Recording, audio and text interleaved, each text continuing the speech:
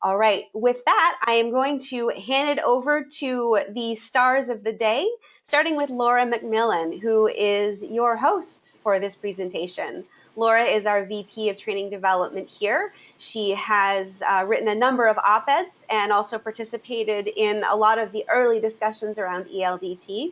We have some other wonderful guests that we're very excited to have. So Laura, I'll turn it over to you. Hey, thank you, Robin. Thanks so much.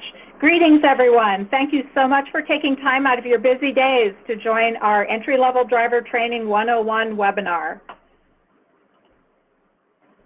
When I was looking at the calendar this morning, I was reminded that we are actually 6 months to the day when the Entry-Level Driver Training, or ELDT, ruling goes live. So that's right, February 7th, 2020, ELDT implementation begins. So very timely for us to have a webinar session to get everyone geared up and understand what you need to know for ELDT, what's in the ruling, and what to expect in terms of implementation. This webinar is designed to cover all you need to know to be successful in understanding and implementing the new ELDT requirements. And we have just the panel of experts to help you out. Let me take a moment to introduce our speakers and our panelists for today. First, starting with Rich Clemente. He's a transportation specialist with the Federal Motor Carrier Safety Administration. Rich has over 30 years of experience in safety in the transportation industry. He has been with the agency for 14 years. Rich works in the Driver and Carrier Operations Division, and in that position, he is responsible for assisting in federal rulemaking initiatives, interpretations, and clarifications of the regulations and policies. Rich has been involved with the evolution of ELDT from the beginning and essentially bird dogs the progress of the ruling as well as the implementation efforts. Welcome, Rich. We're glad to have you today. Don Lefeve also is joining us, President and CEO of the Commercial Vehicle Training Association. He oversees all the operations at CVTA and is the chief advocate before Congress, the White House, and federal regulatory agencies. He joined CVTA in 2013 and brings over 20 years of government relations and political experience to his post. He has held senior government relations positions in industry and served on the legislative staff of former U.S. Senator John Warner. Lefeve has worked on several congressional, Senate, and presidential campaigns as well. Welcome, Don. And if there's time today, maybe you can help us sort out what's going on in D.C., huh? Okay. That's a tall order. And then we also have Jim Butler, Director of CDL Training Programs at Blue Ridge Community College. Jim has a degree in education and was a public school teacher for 5 years before entering the transportation industry.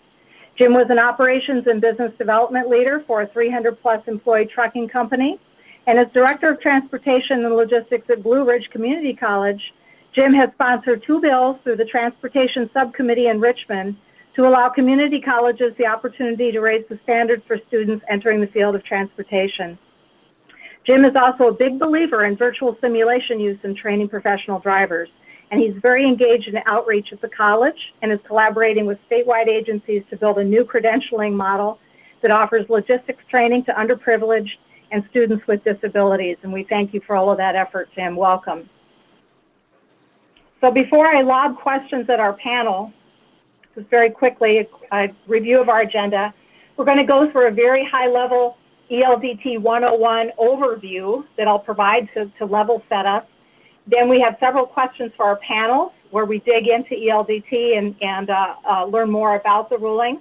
We'll also go through a brief overview of instructional technology solution to help facilitate implementation of ELDT with our on-ramp solution package.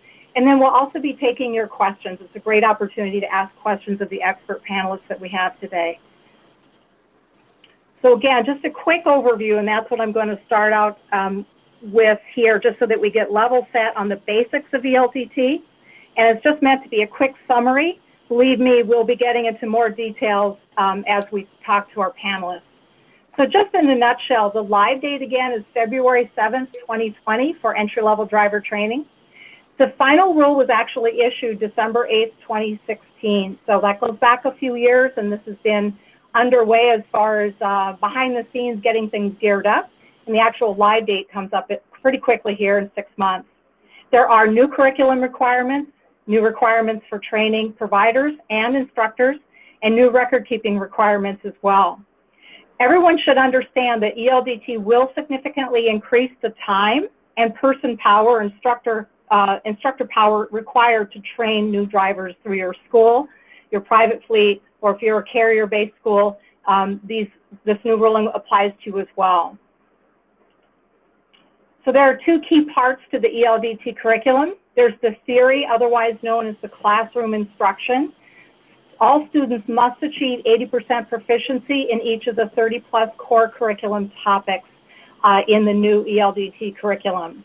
There's also the behind-the-wheel instruction. Now, there were no hours set, minimum hours set for behind the wheel, whether it's the range or behind the wheel on the road. However, there are proficiency expectations, and that is determined by the instructor. So this is why instructor qualifications are important. Requirements for training providers, just a quick summary here. Only approved training providers are allowed to deliver the new entry-level driver training curriculum.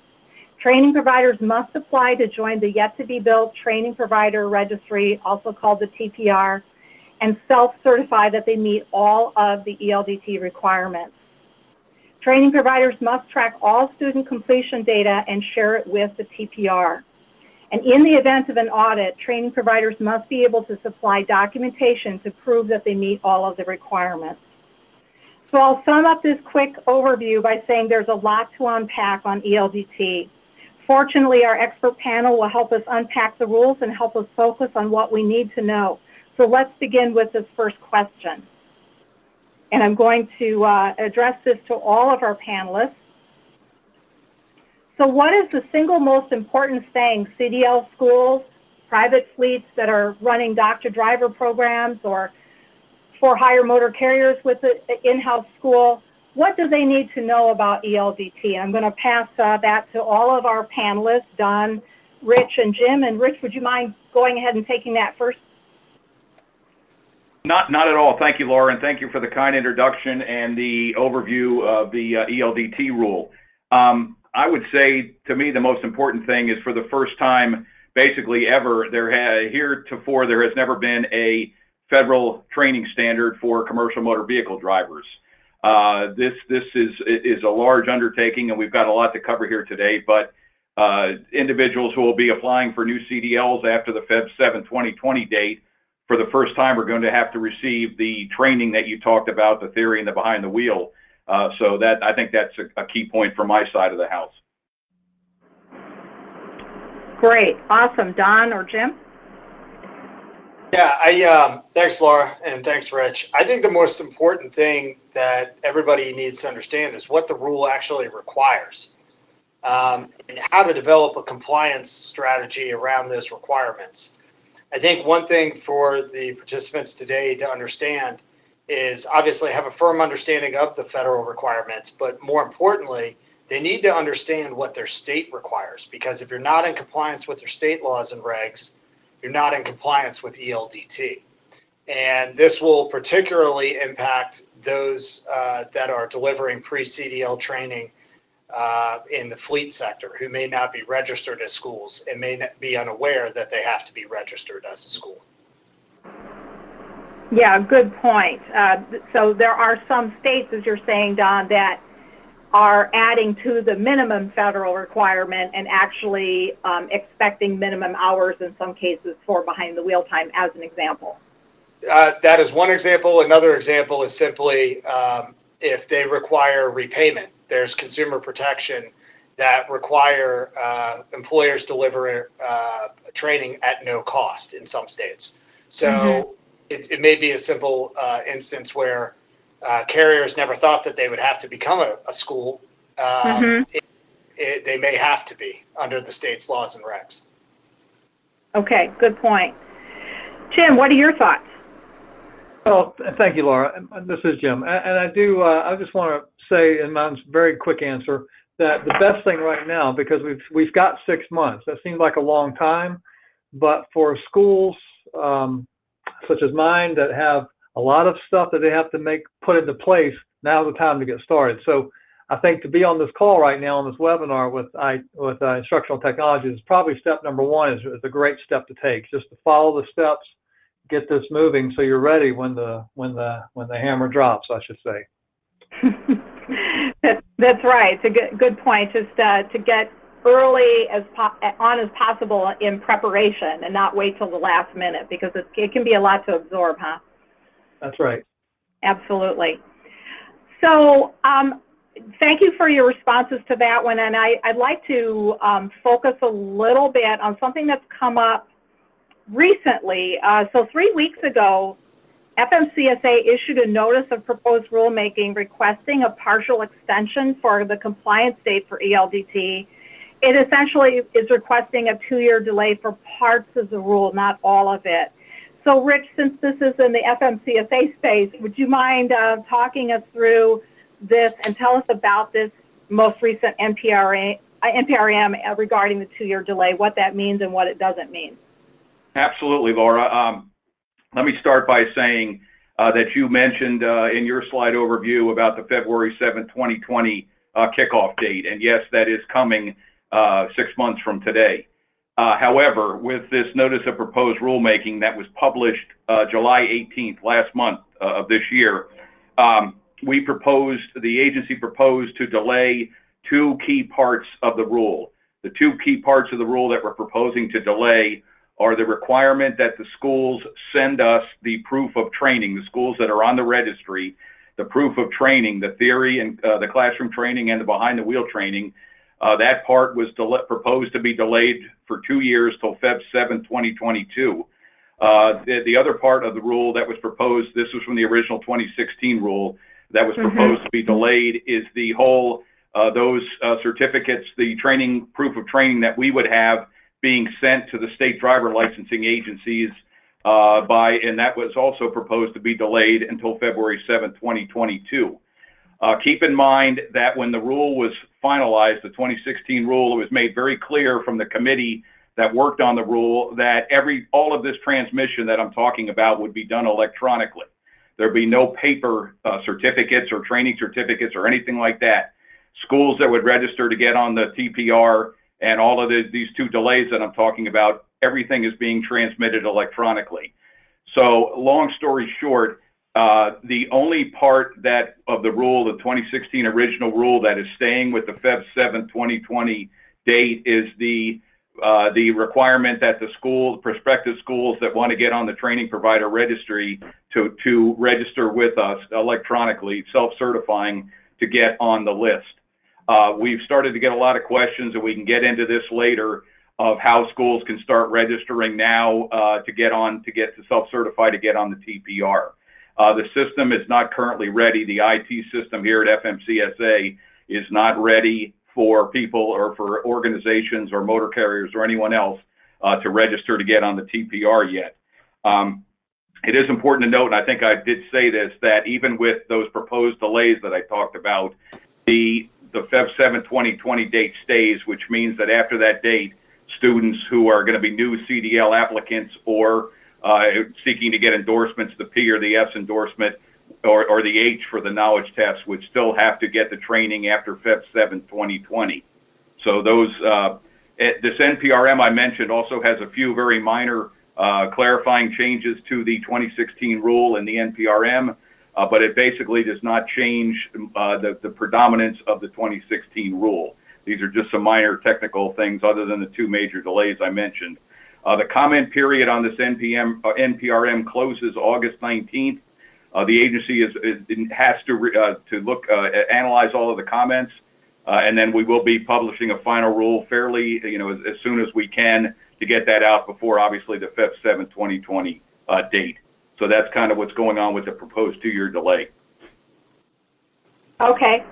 Thanks for that quick summary. I appreciate that, because it has, we certainly have fielded a number of questions from folks as well that, and perhaps the biggest misunderstanding is that the whole ruling is delayed, that everything in the original ruling is delayed until 2022. And as I said, the answer to that is no, that the requirement to register to get on the TPR is still in place for Feb 7, 2020, and that prospective students would have to get the training after that date. And along with that, if you don't mind me adding, there's an expectation that the training providers that self-certify, that they need to be providing the new curriculum and according to the standards that are set in the ruling, correct? In the 2016 rule, that is correct. And all of the various curricula are all in that 2016 rule. The Class A, the Class B, all of the endorsement curricula is all in the December 8, 2016 rule. Yes. Thank you, Rich, for clarifying that. Sure. So we mentioned, again, with reference to the delay, it's wrapped a bit around the IT system, the technical system. So the substance of the ruling, as far as the curriculum, the training provider requirements, the instructor requirements, that doesn't change, nor the record keeping. But the IT system is an issue. Can you talk a little bit, if we can keep this question to you, Rich, what is the vision for how the Training Provider Registry, or TPR, will work from end to end? So kind of give us that view of how is this all supposed to sort of be picked and tied together from a digital system perspective, from FMCSA's perspective? Absolutely, Laura, and maybe I have touched on a little bit of this already, but when the system is up and running, you know, again, I keep saying these proposed delays, we have to finalize that part of the rule. But the long-term goal is that once the system is up and running completely, and with the state link up, that the TPR here at FMCSA will contain all of the information of any training provider who is self-certified that they want to provide the entry-level driver training. That will all be housed here, and then all of the proof of training, once that part of the system is up and running, that's the theory and the behind-the-wheel training, will all be housed at FMCSA as well. And then all of that proof of training information long-term, you know, with the delay, would be forwarded to the states. So when the individual goes to get their commercial driver's license or endorsement, the state would have that information at their, you know, at the desk. So when someone says they went to a certain school that was on the list, the state would be able to, you know, have someone take the skills test or the knowledge test as according. Again, that's not going to happen right away because of these proposed delays. So that's that part.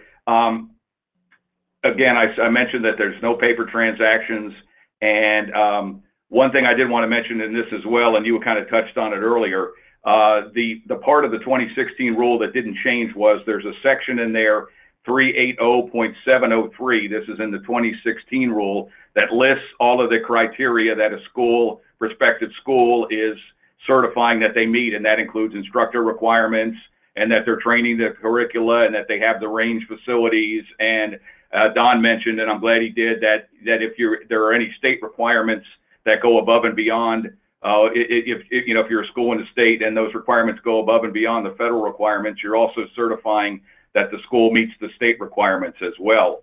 I'll briefly go through add as well in the 2016 rule. There are provisions in there, and none of this changed, for schools to be removed from the list. It's called a notice of proposed removal if the school is not doing. Again, they're self-certifying to get on the list, but if they're not doing what they need to do to meet all of these things that I'm talking about, they can be taken off the Training Provider Registry. And there are procedures in the 2016 rule that I won't go through, but they're in there that where somebody could be removed, from the training provider list if they're not meeting the rule standards. So one other thing I wanted to add as well, Laura, real quick, before I didn't want to lose the thought. Any entity can get on the Training Provider Registry, and what I mean by that, it can be a motor carrier, it can be a training school, it can be a one man or woman training shop, it can be a school district, it can be just about anyone, as long as they are meeting the requirements that I mentioned in the rule for self-certifying to get on the list. Thanks for adding that, Rich. I would say that's the other misunderstanding, if you will, that we've heard. We have some entities that believe they don't need to self-certify because they're not a CDL school or don't view themselves as a CDL school. So It's important to understand that with the new ruling and the requirements that if the entity is in the business at all, for profit or not, of training people to obtain their CDL, Class A or Class B, that they are subject to the new requirements. That is correct. Yeah.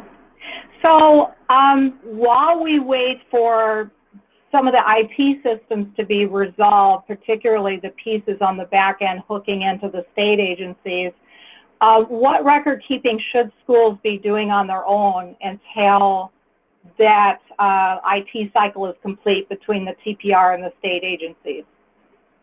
Yeah, let me go through this kind of slowly too, if I can, because I just want to make sure nobody misses what I'm saying here. There is a part 380.725 of the 2016 entry-level rule that lists the record retention and documentation requirements that training providers who want to get on the list need to keep, and none of this is getting moved back because, as I said, training providers are going to be able to register before Feb 7, 2020.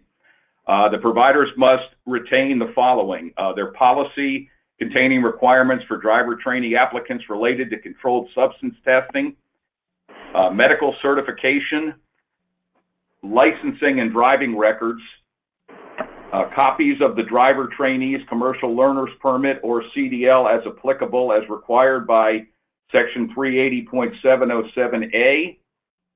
They also must keep the specified instructor qualification documentation, which is the copies of the CDL or endorsements held by the behind the wheel and theory instructors that are being used. That's there is a definition of a behind the wheel and a theory instructor in the rule.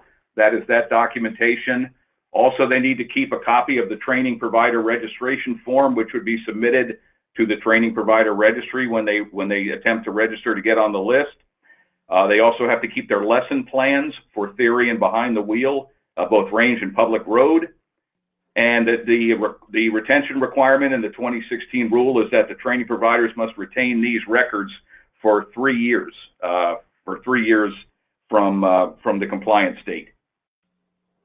And also, as I mentioned earlier, the provisions of the record-keeping requirements do not affect the provider's obligation to comply with any other local, state, or federal requirements prescribing longer retention periods for any of these categories that I mentioned. Mm-hmm. So there are, even with the delays, Laura, and that's a good point, there are things that prospective training providers can be doing now, going through that 2016 rule and making sure they have all their ducks in a row and all this documentation before they register to get on the list. Right, good point. This is not a, hey, we can sit and just wait till the electronic system is figured out. That the records still need to be in order, and for many providers that may mean they're keeping hard copies. In most cases they probably are, but the expectation is that they're keeping all those records and that they're available on demand or per request by FMCSA as required. That's right. And Laura, let me add one other thing too as it relates to this, because I'm getting a lot of questions here for the initial registration to get on the TPR. I'm getting a lot of calls. There is no form currently for people to register. Again, everything's going to be done electronically. The form is going through final review and final approval. We have to send this to the Office of Management and Budget, and there's an information collection requirement that has to be done. So the form itself for training providers to register is still going through final review, and it's not ready yet. Let me assure people that we will give the industry and all the providers enough time before the Feb 7, 2020 date of how to get that form once it's approved and how they can register electronically. We're going to have a landing page very similar to like the Drug and Alcohol Clearinghouse landing page that we have with frequently asked questions and things like that. So it's not ready yet. People can't register yet, but it's going through the process to get that form finalized for people to register to get on the list. Okay, good to know. Yeah, people are itching to get in line to complete that and be good to go. So they need to stay tuned basically and watch for that notification. Yes. So speaking of the helpfulness of the agency itself as far as providing resources, keeping people updated, I'd like to pivot a bit and talk a little bit about CVTA, or at least allow Don Lefeve actually to speak about CVTA. I've often said that the Commercial Vehicle Training Alliance is one of the best kept secrets in the industry as far as association goes. So Don, can you tell us what CVTA does, and is CVTA just for CDL schools? Thanks, Laura. CVTA is the Commercial Vehicle Training Association. We're the largest trade association that represents commercial truck and bus driver training industry schools, both formal schools and in-house training providers. We've got over 220 schools in 42 states, and our members collectively train over 50,000 drivers annually. As a trade association, as you can imagine, we engage in advocacy. We put on 2 conferences a year, provide education programs through our instructor certification program, and provide discounts to members on products and services such as fuel, curriculum, tires, and software, including a 10% discount on ITI's on-ramp product for CVTA members. We also, obviously, first and foremost, support policies that improve highway safety through training. We also seek to reduce barriers for those entering the commercial driving industry and protect investments in workforce development. So that's what we do in a nutshell. And you've got members, you have certainly quite the membership of CDL schools, but you also have a growing Correct. number of carriers and private fleets. That's right. And in fact, I think we are not solely just an association of commercial driving schools. We're a school organization first, but we've got over 20 motor carrier members that support our mission to deliver commercial quality driver education for entry-level drivers. They focus on recruiting our students from our schools, and they seek a better result of driver on the highway. So, and most importantly, we also have 30 associate members that provide products and services to our schools and motor carriers like ITI. Don, I have to say, as an allied member of CVTA, we have found the organization to be awesome as far as bringing together people concerned with safety of the motoring public, the development of the professional driver, and no one does that better really than CVTA. That's a tremendous group, and I'm always wowed by the best practices that are shared and the commitment of the entire association towards the efforts of supporting the industry with professional drivers that drive safe each and every day. Well, can you share with us how involved was CVTA with the development of ELDT? And you have history there. We do. We were one of the school members selected for participation in the entry-level driver training advisory committee. And what this committee did, it was what's known as a negotiated rulemaking. We were one of 26 individual stakeholders to basically sort out and devise a rule that could be implemented, that had industry consensus. And I think, and I'll defer to Rich because obviously he attended all the sessions as well, but I think we were heavily involved in educating a lot of the other stakeholders on what our sector does. Because there was, I think, in my experience, very few people, unless you're recruiting entry-level drivers, they don't really know where drivers come from. They don't know how they're trained, and they don't know all the nuances that a potential rule could impact the industry or drivers. So we help navigate that, explain to all the stakeholders, the pros and cons of certain policy choices. And I think we're a leading voice, obviously, in the LTAC. I would say so. So as far as the helpful resource for the CVTA members, what's the plan to help the training providers self-certify once the Training Provider Registry is available, or what other tools are you making available to help your members out? Yeah, sure. So we will help members self-certify. It is each member's obligation to formally self-certify. They're the ones who are signing the documents. But we put together a compliance guide, best practices and forms for our members to make sure that they're meeting all the requirements. It's complimentary as a CVTA member. We're actually later today going to be releasing our version 3.0 of our forms, which will enable members to comply with CVTA, and through our compliance, you're in compliance with the rule. So we just want to make sure, and just to echo something that Jim mentioned earlier, if you haven't begun looking at this, I highly encourage you to do so immediately. It's going to take a lot more time for members to understand all the intricacies of the rule. They have to review their program. They've got to make sure that their curriculum meets the standards, and they've got to make sure that they're doing all the right things from an administrative and paperwork to demonstrate the proficiency, which is the standard of the individual. So I would, we're encouraging, we've actually have begun our voluntary compliance. So members are undergoing this as we speak, and it will take a lot of time, and just want to make sure everybody on this call, if you're left with nothing else, go look at the rule, contact us, contact Laura. If you need help, we're here to help you and find the right resources. And again, those forms, the booklets that you've pulled together to help folks, those are available through your website, right?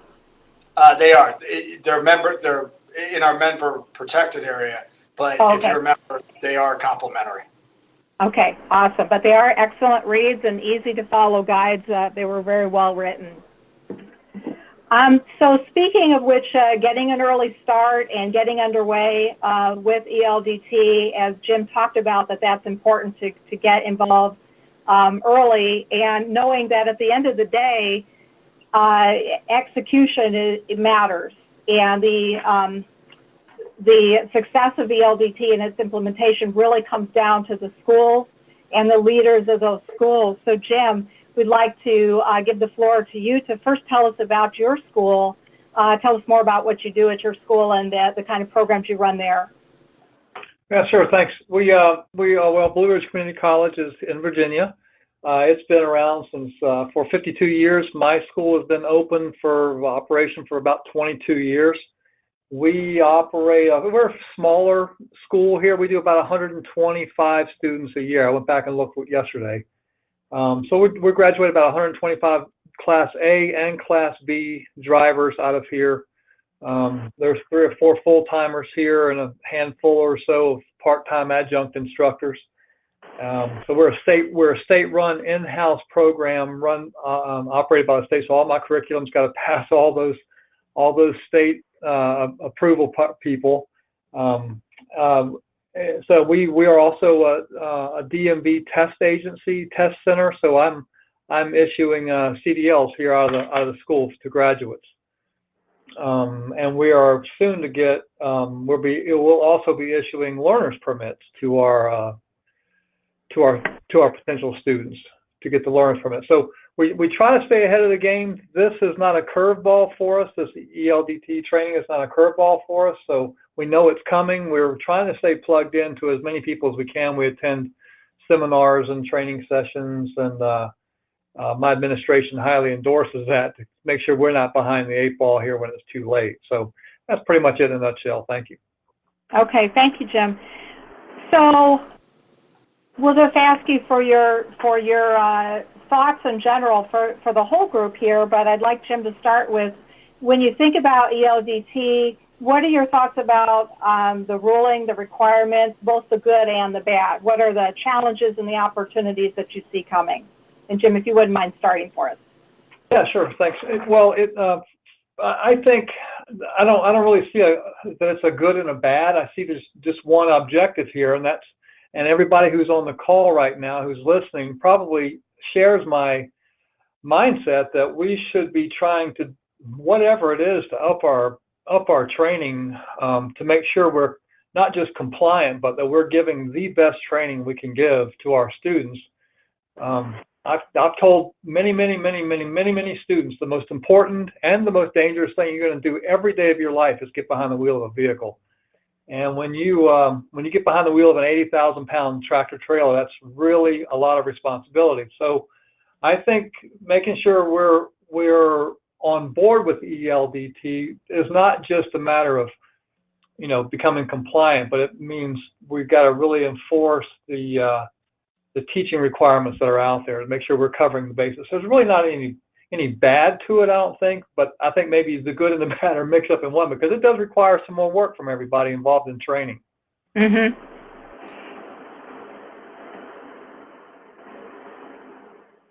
Thank you. Thanks, Jim. Don or Rich? Rich, do you want to go or do you want me to? I'll go real quick. I want to echo what Jim just said. And I certainly, and I echo everything he just said. I understand everyone's frustrations, and including myself, with the delays and the proposed delays and things with the rule that I mentioned, that I talked about earlier. But for the first time, once we get everything up and running, and this, you know, and this rule is fully implemented, you know, we are the Federal Motor Carrier Safety Administration. Our mission is to reduce commercial motor vehicle accidents. That's the bottom line. So, Jim, I echo everything you said. I think it's a good rule. Drivers should be properly trained. Drivers, as we know, everybody on this call, are not going away in our lifetimes. And I think that once everything is up and running, and that it's going to be a good thing. I know there's a lot of work to put together your programs and everything, but I am fully behind the rule. And I would echo both Jim and Rich's comments. I think it elevates the level of training that, frankly, it's deserved for years. And I think that it's not a perfect rule by any means, but it's a good start. And we're all going to be better for it. Absolutely. I'll just tag on to the back end of that from our perspective in serving the industry with training, safety training tools and regulatory training, it's a ruling that makes sense. Our drivers out on the road, it's a professional job, and they deserve professional training. And so the schools that are members of CVTA or are following other guidelines and standards, they're doing much of the right thing already. And that's good, but I think this will raise the bar and the standards so that we can all expect a better, higher quality standard of professional driver, and it'll likely lead to drivers staying in an industry that values them for their professionalism. So at the end of the day, it may take some time to realize that that's a benefit, but I think that is how it ultimately will feel for the industry. I'd like to ask, go back to Jim here, and just if you can talk to us about some of the specific steps you're currently taking to prepare for ELDT. You've talked about attending different sessions to learn more about the ruling, educating your team. What are some other things that you're doing? I know that you also invest in virtual simulation tools, which are not actually in the ruling, so you're doing something above and beyond what the ruling and the requirements are. But can you share with us some tactical steps that you're taking to help pave the way for ELDT so that you're ready to go? Well, we have yesterday we housed a couple of businesses here who have actually considered becoming training schools. They're larger employers. Mm-hmm. But they, once they read through the process, they decided to call us instead. So that's a good thing for us. But I don't think there's really anything that's magical here. It's just like when FMCSA came out with the compliance rule back. It was supposed to be coming out in 2010. It actually came out in 2011. Everybody was fearful and worried. Mm-hmm. that CSA program was going to hinder business and hurt companies and run drivers away and all those different things. And it's just the opposite happened. We created a great partnership between drivers and company management, and it made us all accountable. So what I'm trying to do here, what we try to focus on, is making sure that we are compliant, but that we're also accountable, and we're making sure that the right steps are being taken. we've started implementing this a simulation training program just to give, especially the newer drivers, because we have some ESL students that come in here, and and so those drivers don't necessarily have the same background training that most of us local people have when we start driving. I came up driving, so these guys have they'll get a hands-on experience with the simulation, and that kind of gives them a comfort zone. We do plug into a lot of local and statewide seminar trainings for ELDT, and I think we're not just ELDT, but driver safety in general. And I think ELDT is becoming a talking point more and more, even for DMV, our local DMV. They're now speaking the language. So I think for us, there's not any magic thing. It's just a matter of staying in the game and not assuming we're doing everything right and perfect right now. I'm a big proponent to making sure that we don't become complacent, and so I think what we're doing right now on this phone call. I would like to add something here, and we keep referring back to the ruling back in 2016. Could we post that here for the callers to see that ruling, or post a link for that ruling before this thing is over, so they can have access to it after the meeting? Yes, we will include a link in the follow-up email that you will all receive with a link to the webinar recording and some additional resources. That'd be great. Yeah, I'm good. Thank you. It's ever the educator, right, Jim? That's right. It's awesome to hear that you're networking with officials from the DMV, you're networking with companies out there to help clarify what this ruling means, what they need to do, and then teaching that to other people. It just reinforces your knowledge.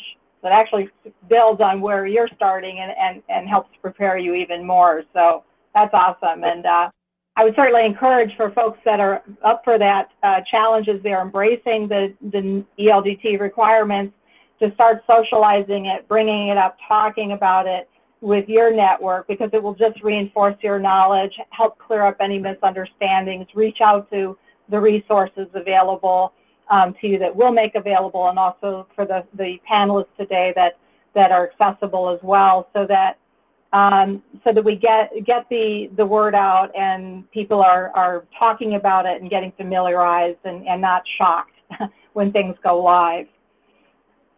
So I'd like to kind of return back to Rich here, because one of the questions related to the notice for proposed rulemaking for the proposed delay is that it may affect the enforcement of ELDT. And so from the agency perspective, what are some possible solutions being considered to enforce ELDT?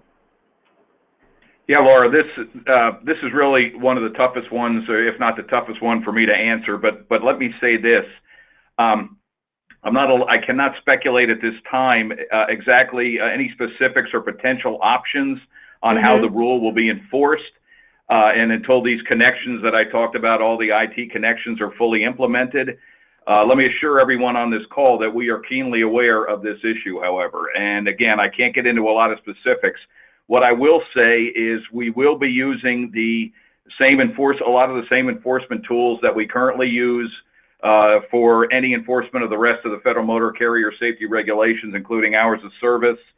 This would be through compliance reviews or focused investigations or other enforcement tools that we have that our enforcement group have. We have a whole section and state individuals who do the enforcement. So the training providers, as I talked about, that part that's not being delayed, are still going to be subject to auditing, because they'll be registering before Feb 7, 2020.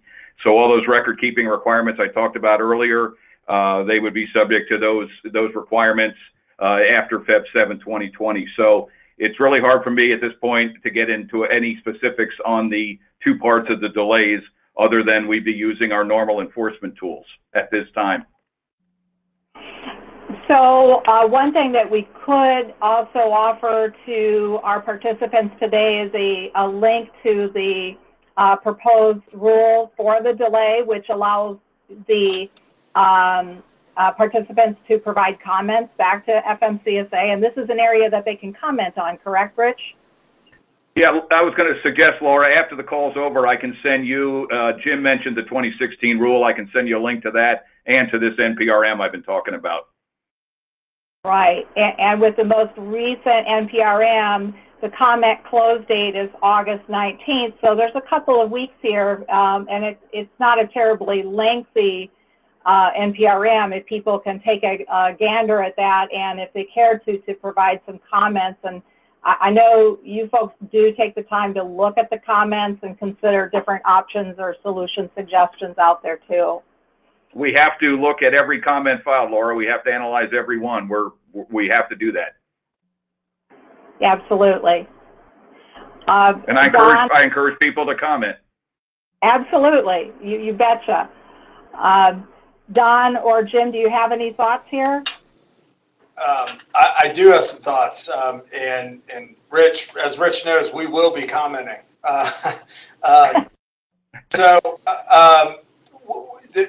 We're exploring a number of potential solutions for the FMCSA, and one of the options that we're exploring is whether or not you can further bifurcate some of the collection responsibility versus the transmission responsibility. While we haven't written our comments nor filed them, and I don't want to prejudge, because obviously as a membership organization, we want to get all members' thoughts on a draft before we put it forward. The delay does cause some possible problems that we're going to identify, predominantly from an enforcement perspective, or targeted enforcement perspective, and also from a data collection or a record retention standpoint. Mm-hmm. So we are going to likely suggest another alternative path that the FMCSA, we believe, can and should take, one that we think would be quite easily to implement, while it has to solve the larger IT issue. And the larger IT issue is something that I don't think there's anything that's going to be able to undo that. It is what it is. Mm-hmm. There are complexities involved that participants should know below the surface that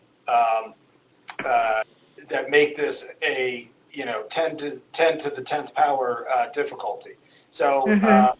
Got a lot of good people trying to do the right thing, trying to move forward, but there's a lot of complexity involved, and we're going to try to hopefully make some sense and suggest an alternative path. Awesome, good. We look forward to seeing the comments. Jim, anything you want to add? No, I'm good. The subject matter experts are doing a great job here. Okay. Well, wait. Can I add one more thing, Laura, just to what Don said? Sure. And we welcome those comments, because those folks on the phone, and Don and Jim and everybody else, you are the ones that are living the training every day, and those are the kind of things that Don's bringing up, are the kind of thing, you guys and gals are out there doing the training, and those are the kind of things we need to hear as it relates to the NPRM that I've been talking about. Absolutely, yeah. We need lots of ideas for people to add their ideas and their thoughts, and out of that, the best outcomes will come. So just quickly, I'd like to address a solution set that we offer at Instructional Technologies. Clearly, there are many concerns about implementation. There's much to know and understand before implementation. And at ITI, we want to make things go easier for our clients. So we've created an ELDT compliant program called OnRamp.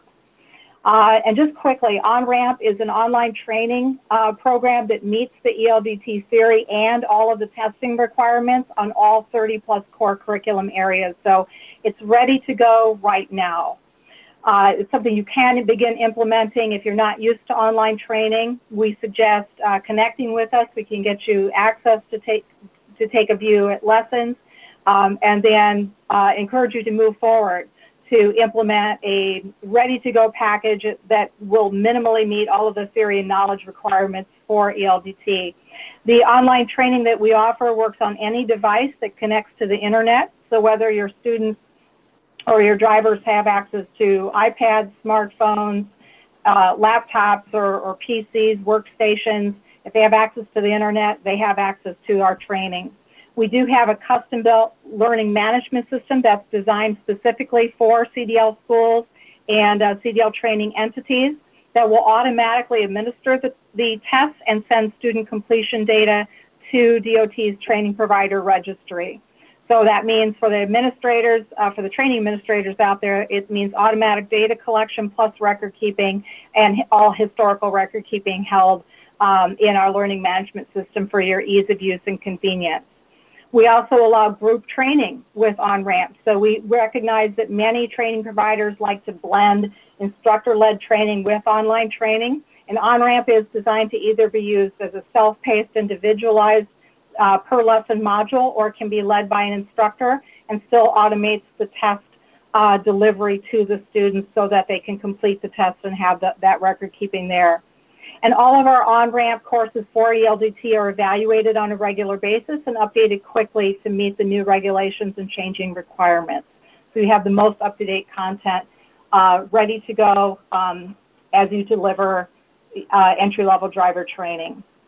So with that quick just review of on-ramp, I do want to turn over to Robin and see if we have some questions from our participants and make sure we have a chance to bring those to our panelists and give them a chance to respond. Yes, we certainly do have some questions here. And one that I am seeing a lot of is this question around how state and local DMVs are going to enforce the ELDT ruling after February 7th, 2020, but before the TPR is ready. I have one gentleman who says he asked his local DMV and they said they weren't going to ask for proof of training. So there's a lot of confusion around how states and DMVs are going to enforce the ruling in the meantime, and what, if anything, changes about how schools should prepare. Yeah, I'll take that one. And I touched on this in one of my last responses. We don't have, as I said, a lot of specifics at this point about how the states, I mean, there's going to be no requirement for the states to be checking certain individuals when they go to get their CDLs after Feb 7, 2020, until the entire system is up 2 years later. So there's a lot to be decided and worked out, but I don't have any definitive answers today other than what I said about our normal auditing procedures and compliance procedures. There really is no requirement based on this NPRM for the states to check anything after Feb 7, 2020, when the individual goes to get their commercial driver's license. Tom, I don't know if you had anything to add on that. Yeah, let me add. So I've had some discussions with individual state regulators, not necessarily DMV. Some have been DMV, but also like higher ed commissions and the like. So in some states that are actually fairly sophisticated and up to date on this rule, what they're going to require is, if you're approved as a school, then you're going to have to submit proof that you have your TPR number. That's one way. Another way, and this is really what I think we're going to try to focus on in our comments, because the participant, I think, correctly said, okay, well, this is all great, but how do we enforce it, or how do states enforce it? In short, I think if you assume that the FMCSA moves forward with the rule, the proposed delay, I'm not sure that there really is a way for the states to check outside of, there will be, as part of the TPR, the FMCSA will disclose who the training providers are in that state. That means it would, state DMVs, higher eds, whoever it is, could go look on that list who's delivering training. And frankly, I think it's going to be part of the community within that state to say, if XYZ truck rental shop is delivering training but they're not registered, to call them out. I suspect that that's going to lead to more, frankly, state enforcement or state investigations, not federal, for false advertising or other sort of causes of action. But that's the way I think it will probably materialize, and it will be the obligation of kind of everybody in that state to hold each other accountable. And Don, thank you. You raised one interesting point as well, and is that a lot of states do have state requirements for training providers and things, and they would be able to check if the school was, if that school was meeting the state requirements in that particular state. That's right, and that would be a state action, not federal. So correct. Yeah.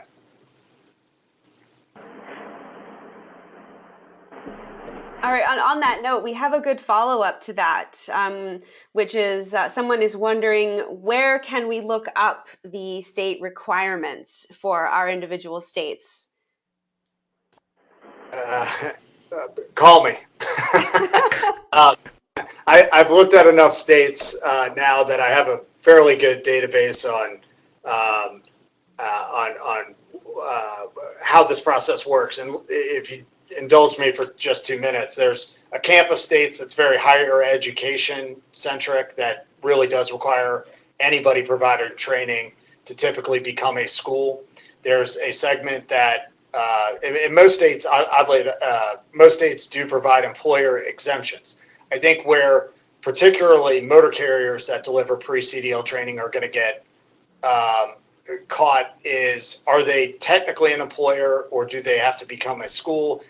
Some states will offer those sorts of training providers the opportunity to get a letter that says, hey, we recognize you as a certified employer and you're exempt from regulations. Other states won't issue it, and they just kind of say, it's your determination, and if you feel you're an employer, then that's on you, but we may change our mind whether you actually are an employer. And some of that comes down to the definition of employee or trainee. And but I think a great place to start is, well, one, call me. I'm happy to talk with you and share what we've learned. But another place to start is also with your whoever regulates CDL schools within your state.